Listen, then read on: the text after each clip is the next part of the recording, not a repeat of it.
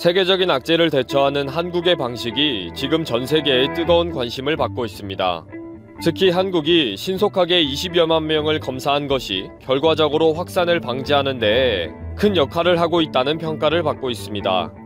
특히 드라이브스루와 워킹스루 검사 방법은 가장 빠르고 안전하게 검사를 할 수 있는 방법으로 큰 주목을 받고 있습니다. 결과적으로 모든 지표에서 월등한 평가를 받음으로써 전 세계의 표준이 되고 있는 상황이죠. 앞으로 미국을 포함한 여러 나라가 확산의 조짐이 보이는 상황에서 더욱 주목을 받고 있습니다. 그런데 일본은 매일 한국의 상황에 대해 생중계하듯이 소식을 전하면서 매일 한국을 비웃고 비난하고 있는 상황입니다. 하지만 전 세계에서는 일본의 이런 상황과 대책이 전혀 이해가 되지 않으며 심지어 확진자 숫자를 숨기기 위해 꼼수를 부린다고 보고 있습니다. 미국 존스홉킨스 대학의 선임연구원이 아사히 신문에 한국이 20만 명 이상을 적극적으로 검사하고 정보를 투명하게 공유한 것은 일본에 좋은 본보기가 될 것이다 라고 기고했습니다. 적절한 검사를 하지 않으면 대처 능력이 현저히 떨어지게 된다라고 일본에 대해 우려했는데요. 이런 충고에 대해서도 일본인들은 일본의 우수한 의료 시스템을 모르고 하는 소리다. 한국이 우수하다는 것은 무식한 것을 증명하는 것이다. 20만이라는 숫자가 중요하냐? 정확한 진단과 치료가 중요하지. 뭐 끝도 없는 엉뚱한 소리만 늘어놓고 있습니다. 전 세계에서 계속 이런 식으로 문제 제기를 하니까 일본은 모든 언론을 동원해서 일본은 특별하다, 위대하다 라는 식의 선전선동에 적극적으로 나섰습니다. 뉴스위크 일본판은 일본식 대응은 매우 좋은 특징을 가지고 있다. 검사의 숫자를 억제하면서 대외 활동을 규제하는 형식은 일본만의 특수한 대책이다. 한국과 유럽과 비교하는 것은 전혀 의미가 없다 라고 주장하는 기사를 실었습니다. 뉴스위크지는 더 나아가서 일본의 공적 의료는 탁월하고 일본인들의 위생관념은 철저하다. 그렇기 때문에 감염률이 현격히 낮으며 감염 여부보다 국가 의료체계에 대한 믿음이 확고한 일본인들이기에 걱정하지 않는다 라고 억지를 부리고 있습니다. 포브스 재팬에서는 일본에서 확산되지 않는 이유가 대다수가 경증으로 그냥 스쳐 지나가기 때문에 호들갑을 떨 필요가 없다. 우리는 그냥 사회적 거리두기와 손 씻기를 잘하는 일본인들이기 때문에 통제가 잘 되고 있다 라고 자랑하는 기사를 실었습니다. 일본의 동양경제지는 일본인은 신중하게 접근하기 때문에 중증 환자를 잘 관리할 수 있는 이점이 있다. 그래서 일본의 대응이 늦고 있다는 비판은 옳지 않다 라고 옹호하고 있고, 프레지던트 온라인판에서는 무증상과 경증까지 검사를 확대하면 의료 현장의 부담이 커지고 의료 공백으로 인한 피해가 더 크다. 이를 감안한 일본의 대처는 적절하다고 생각한다 등으로 강변하고 있습니다. 이런 반응에 일본의 중견 언론인 사메시마 히로시는 일본의 검사 수는 1만여 개이고 한국은 20만 개 이상인 상황에서 일본은 실태를 숨기고 있다고 비판을 받을 수밖에 없다. 정보를 투명하게 공개하고 있는 한국의 신용은 계속적으로 올라갈 수밖에 없으며 이런 상황에서 일본이 외국보다 잘하고 있다는 식의 강변은 해외 여론과의 괴리가 깊어질 뿐이다. 매우 위험한 대책이고 처신이다. 일본의 내향적인 체질은 결국 국제적인 고립만을 불러올 것이다 라는 기사를 통해 강력하게 비판하고 있습니다. 물론 이 기사에 대해 일본인들은 한국으로 꺼져라, 역시 친한 판에 검사를 많이 하는 게 대수인가, 단순한 놈이군, 말장난이다 등으로 비난하고 있습니다. 이런 와중에 나고야시 보건소가 일본 최초로 한국의 드라이브스루 검사 시스템을 도입했다고 보도가 되었습니다. 19일 마이니치 신문을 포함한 일본의 모든 언론에서 이 시스템을 통해 감염 확산을 방지하고 작업의 효율성을 기대할 수 있다는 식으로 기사화가 되니까 일본인들이 적잖이 당황했는데요. 그동안 한국의 드라이브스루 방식의 검사 시스템은 엉터리라고 조롱했으니까요. 더욱이 이 시스템은 여러 지자체에서도 적극적으로 검토를 하고 있으며 특히 한국의 관리 시스템의 장점을 잘 배워서 도입하려고 한다는 것입니다.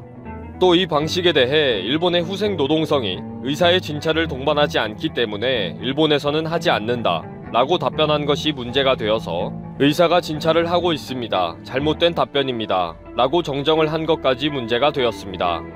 결국 일본 정부도 효율성을 인정한 것인데 그동안 일본인들은 한국은 무조건 싫다 라는 생각에 엉뚱한 비난과 댓글을 신나게 적었던 거죠.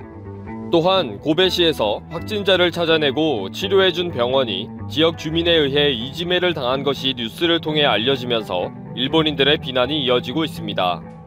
이 병원은 지역 보건소가 적극적으로 검사를 하지 않는 곤욕도 치르고 확진자를 도와줬는데도 병원에 대한 이지매가 이루어진 거죠.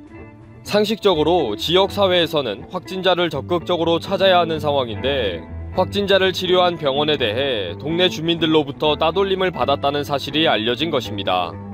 결국 일본은 적극적으로 검사를 해주는 것이 아니라 숨기고 있었다는 거죠. 이렇게 혼란에 빠져 있는 일본에게 미국 CNN 방송은 홍콩과 도쿄의 검사 시스템을 비교하면서 일본이 조용한 것이 진실된 실체인지 폭풍 전야의 고요함인지를 확인할 수 있는 유일한 방법은 광범위한 테스트를 해야 한다는 것이다 라고 일침을 가했습니다. 이렇게 한국을 조롱하기만 하다가 지금은 일본이 전 세계에 조롱당하고 있습니다. 그리고 한국의 드라이브스루 검사 시스템을 조용히 도입한 모습을 본 일본인들은 그냥 어버버하며 입을 못 열고 있습니다. 앞으로 확진자가 쏟아지게 되면 그때는 또 무슨 변명을 하게 될지 궁금해집니다. 어떤 뉴스죠? 일부 교회들이 실내 예배를 열겠다고 한 거에 대해서 문재인 대통령이 직접 우려를 표명을 했는데요. 많은 교회들이 협조하고 있지만 여전히 예배를 열겠다는 교회들이 적지 않아 걱정이라면서 종교 집회에 대해서 박원순 서울시장과 이재명 경기지사가 취하는 조치를 적극 지지한다 이렇게 얘기를 했습니다. 또 중앙정부도 지자체에만 맡기지 말고 이 지자체의 조치를 적극 뒷받침해 줄 것을 이 대통령이 지시도 했다고 합니다. 네, 박원순 시장하고 이재명 지사가 어떤 조치를 했죠? 지금 서울시와 경기도는 예배 관련 예방 가이드라인을 만들어 놓은 상태인데요. 교회에 입장하기 전에 발열, 기침 등의 코로나 관련 증상 유무를 확인을 하고 마스크도 착용하고 그리고 손 소독제를 비치하고 신도 간이 2m 이상 거리를 유지하면서 이 식사 제공은 금지하는 이런 내용들입니다. 예. 서울시의 경우에 이런 교회들이 이런 가이드라인을 제대로 지키지 않으면 집회 금지 행정명령을 내릴 수밖에 없다 이렇게 얘기를 하고 있고 이 행정명령을 위반할 경우에 물리력을 동원할 것이다라고 경고를 하고 있습니다. 그리고 예배 강행으로 확진자가 발생하면 이제 모든 비용에 대해서 구상권을 청구할 것이라고도 하고 있는데요. 네. 경기도의 경우에는 이 예방수칙을 지키지 않은 교회 137곳에 대해서 이미 예배를 제한하는 행정명령을 내렸고 마찬가지로 이 종교 집회에서 확진자가 발생할 경우에 구상권 청구하겠다 이 입장을 얘기를 하고 있습니다. 예. 근데 이제 대통령은 그런 조치를 지지하고 중앙정부도 여기에 협조해라 이거로군요. 그렇습니다. 기독교만 쭉 얘기하는데 불교는 지금 어때요? 이 조계종은 오늘 전국 사찰의 법회를 비롯해서 불교대학의 교육, 각종 모임 등에 대한 전면 중단 조치를 4월 5일까지 연장하기로 했다라고 밝혔습니다. 예. 이 조치는 지난 2월 20일부터 계속되고 있는데 이에 따라서 4월 30일로 예정된 부처님 오신 날의 봉축 법요식 연등회 이것도 다 5월로 미뤄진 상황입니다. 또 조계종도 이제 각 사찰이 취해야 할 코로나19 예방 조치 이런 걸 가이드라인의 형태로 제시를 하고 있는 상황입니다. 네. 그리고 지금 사실 제일 우려되는 거는 외국에서 오는 분들이잖아요. 그렇습니다. 이거 어떻게 하기로 했죠? 정부는 22일 0시부터 유럽에서 들어오는 모든 내외국인을 대상으로 코로나19 진단검사를 실시하기로 했는데요. 유증상자는 검역소 격리시설에서 무증상자는 지정된 임시생활시설에서 검사를 받는데 여기서 양성이 나올 경우에는 중증도에 따라서 병원 또는 생활치료센터로 이동해서 치료를 받는 것으로 한다고 합니다. 그러니까 전원 검사하는 거죠. 그렇습니다. 그 양성 나오면 이제 병원 가는 게 당연하고 음성 나오면요. 검사에서 음성이 나오더라도 내국인과 장기 비자를 받은 장기 체류 외국인은 14일간 자가시설에서 격리가 의무화됐는데요. 거주지가 있다면 집에서 없다면 정부가 마련한 시설에 머물러야 된다는 겁니다. 이 수칙을 어기면 내외국인 모두 국내법을 적용해서 처벌을 하게 되는데 방역 당국의 조치를 충실히 이행하는 경우에는 외국인의 경우에도 이 45만 4,900원 정도의 생활지원비와 하루 최대 13만 원의 유급 휴가비를 지원을 한다고 합니다. 네. 단기 체류 외국인은 그 조치에 해당 안 되나요? 격리는 되지 않는데 이 체류 기간 동안 자가진단 애플리케이션을 설치해서 본인의 건강 상태를 모바일로 입력, 보고하고 매일 보건당국에 전화를 받도록 하는 능동감시를 적용한다 이렇게 돼 있습니다. 예. 이 지난 일주일간 유럽에서 들어온 외국인의 67%가 이 장기 비자를 발급받은 장기 체류자이고 나머지는 공무, 투자, 또 취재 목적 이렇게 들어온 단기 체류자라고 하고요. 또 18일 기준 유럽발 입국자 중에 외국인은 10% 정도여서 외국인 시설 격리자 수가 많지 않을 것으로 예상된다는 부연이 있었습니다. 대부분은 유럽에 있다가 한국으로 온 우리 내국인들이겠군요. 그렇습니다. 참 지금 유럽 걱정이죠? 그렇죠. 이번 조치는 현재 유럽 상황이 지난 2월의 중국 상황보다도 더 위험할 수 있다 이렇게 본 결과라고 봐야 되겠는데요. 오늘 0시 기준 국내 코로나19 확진자 중에 해외 유입으로 추정되는 사례가 모두 86건인데 이 중에 유럽에서 온 사람들이 50명으로 절반을 넘는 수준입니다. 이것은 유럽에 기업에서 지금 지역사회 감염이 광범위하게 일어나고 있다. 이런 뜻으로 판단을 할 수가 있는데요. 이에 따라서 어제부터 모든 입국자들에게 적용되고 있는 특별 입국 절차만으로는 이 무증상 감염자를 걸어낼 수 없다고 지금 방역당국은 판단하고 있다는 것입니다. 네. 시사회기 두 번째 항목은요. 라임 게이트 대나입니다. 네, 전해주세요. 오늘 조선일보가 라임 자산운용의 배우로 알려진 이 김모 전 스타모빌리티 회장이 여권 인사에게 20억 원의 정치자금을 줬다는 간접 증언이 나왔다. 이렇게 보도를 했는데요. 얼마 전에 또 SBS가 라임 펀드를 판매한 증권사 관계자와 청와대 행정관 등의 어떤 관계가 의심되는 이런 보도를 하기도 했습니다. 그래서 권력형 게이트로 이어지는 거 아니냐 이런 우려가 나오고 있습니다. 먼저 라임 사태가 뭐였죠? 국내 1위 헤지펀드 운영사라고 했던 라임 자산운용이 코스닥 기업들의 전환사채 등의 편법으로 투자를 하면서 부정한 방법으로 수익률을 관리하고 있다. 이런 의혹이 지난해 7월 제기가 된 건데요. 아유, 어렵네요. 그렇죠. 이 소식에 불안감을 느낀 투자자들이 펀드 환매, 즉 돈을 돌려달라 이렇게 요구를 했는데 라임 자산운용은 이 돈을 이제 돌려주지를 않는 상황으로 계속 갔습니다. 이후에 이 라임 측이 부실 기업과 펀드에 투자를 해왔고 심지어 자기들이 운영하는 펀드들끼리 어떤 돌려막기식 투자를 하면서 뭐 하고 있다 이런 사실까지 알려지게 됐는데요. 예. 그래서 지금 돈을 못 돌려받은 피해액은 1조 6천억 원에 달하게 된 상황입니다. 근데 여기 정치권 인사들이 왜 등장해요? 먼저 청와대 인사가 관련된 것은 이 사건에 밀접하게 연관되어 있는 전직 증권사 간부 장모 씨라는 사람이 있는데 이 사람이 돈을 돌려달라고 하는 피해자를 안심시키려고 이제 하는 말이 이제 녹취록을 통해서 나와서 여기에 등장한다는 거거든요. 예. 이 장모 씨는 앞서 사태로 펀드 환매가 안 되는 것에 대해 항의하는 피해자에게 안심해라 이렇게 얘기를 하면서 여러 코스닥 상장사들을 관리하는 회장님이 곧 라임 자산운용을 인수를 하고 그러면 돈 문제가 해결되니까 이 돈을 돌려줄 수 있게 될 거다 이렇게 얘기를 했다는 겁니다. 예. 그러면서 금감원 출신의 청와대 행정관이 그동안 라임 관련해서 일어난 각종 문제를 다 해결을 해왔다 이렇게 설명을 했다는 건데요. 또 SBS 후속 보도에 따르면 이 회장님이라고 불리는 사람이 이 청와대 행정관과 룸살롱에서 여러 차례 어울렸다는 증언들도 다수 확보가 됐다 이렇게 얘기를 하고 있습니다. 예. 그리고 이 회장님이라는 사람은 이 김모 전 스타 모빌리티 회장인 걸로 지금 추정이 되고 있습니다. 그 청와대는 어느 정부 청와대를 말하는 거예요? 문재인 정부 청와대 얘기하고 있습니다. 또 어떤 보도가 있습니까? 오늘 이제 여권 관련 인사 조선일보 보도 내용은 금융업계 종사자 모 씨가 증권사 출신 모 씨에게 들었다라고 하는 내용인데요.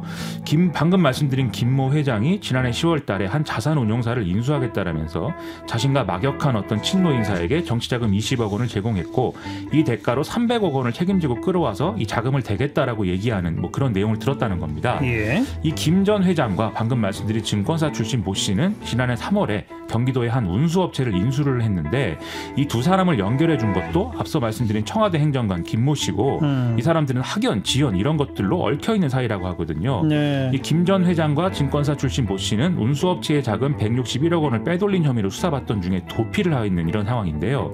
이 기사의 맥락상 이 증권사 출신 모 씨라는 사람은 앞서 SBS 보도에 증권사 간부 장모 씨와 동일인으로 보입니다. 이 기사는 조선일보의 기사죠. 그렇습니다. 근데 이 기사에 의하더라도 정치자금 20억 원을 만약 줬다. 그럼 받은 정치인이 300억을 어떻게 만든다는 거죠? 이 친노 인사라는 사람은 현 정권에서 한 공제조합의 감사로 임명이 됐고 이번 총선에서 더불어민주당 공천도 받았다는 게 기사 내용인데요. 이 300억 원은 이 공제조합의 자금을 끌어오겠다 이런 얘기였다라고 합니다. 그런데 이 친노 인사로 지명된 이 인물은 이 보도 내용에 대해서 후배를 통해서 김 전 회장을 소개받아서 몇 번 만난 건 사실인데 펀딩을 요구해서 이 담당 부서에 연결해 준 것밖에 없다. 그리고 20억 원을 받았다는 것은 터무니없는 얘기다. 이렇게 얘기를 했다고 합니다. 예. 그리고 앞서 말씀드린 청와대 행정관의 경우도 SBS 보도 이후에 증권사 관계자 장모 씨를 지인들 모임에서 본 적은 있다라고 이제 얘기를 한 바 있습니다. 그리고요 또 이게 이제 이 펀드 부실이 운영이 되니까 그걸 메꾸기 위해서 뭐 또 다른 사기를 치는 이런 내용들의 연속인 건데요. 예. 비슷한 시도 또 SBS 보도를 통해 알려진 건이 있는데 앞서 증권사 관계자 장모 씨가 피해자에게 뭐 컨소시엄을 통해서 재향군인의 상조회를 인수해서 여기서 나오는 자금으로 이제 돈을 돌려주겠다라고 하는 그런 계획들을 얘기를 했다는 겁니다. 예. 실제로 이 컨소시엄이라는 곳은 320억 원의 상조회를 인수하는 데 성공을 했는데 2달 만에 보람 상조에 380억 원을 받고 재매각했다고 하거든요. 예. 그리고 재향군인의 상조의 내부 관계자에 의하면 이 과정에서 상조의 계좌에 있던 현금 230억 원이 빠져나간 사실을 확인했다라고